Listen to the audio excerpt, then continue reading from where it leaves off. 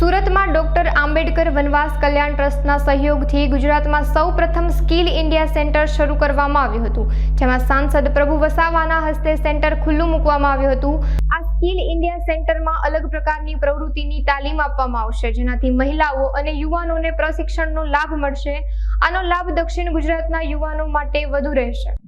આજે સુરત ખાતે આંબેડકર ટ્રસ્ટ દ્વારા આયોજિત અને ભારત સરકારના નેશનલ સ્કિલ ડેવલપમેન્ટ કોર્પોરેશનના સહયોગથી અહીંયા સ્કિલ સેન્ટરનું આજે ઉદ્ઘાટન કર્યું છે। આ સ્કિલ સેન્ટરમાં તમામ પ્રકારની ટ્રેનિંગ આપવામાં આવશે।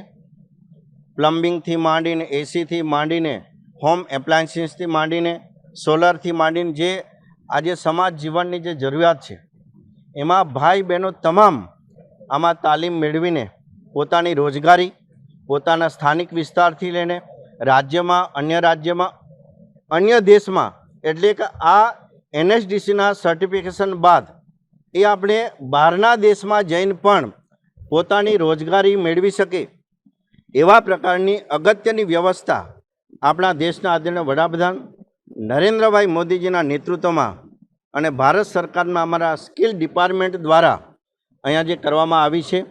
આજે આ કાર્યક્રમમાં અમારા કેન્દ્રીય કેબિનેટ મંત્રી શ્રી મનસુખભાઈ માંડવિયા સાહેબ પણ આવવાના હતા, પણ એ અનિવાર્ય સંજોગોને કારણે આવ્યા નથી। એમને શુભકામનાઓ પાઠવી છે અને આજે આત્મનિર્ભર નારી, આત્મનિર્ભર દેશ અને આત્મનિર્ભર દેશ અને સ્વાવલંબી દેશ બનાવવા માટે દરેક યુવાઓને કૌશલ થકી પોતાનો રોજગાર અને આર્થિક ઉપાર્જન કરી શકે એવા ભાવ સાથે આજે આ વિસ્તાર માટે આશીર્વાદરૂપ આ કૌશલ સેન્ટર ચાલુ કરવામાં આવ્યું છે।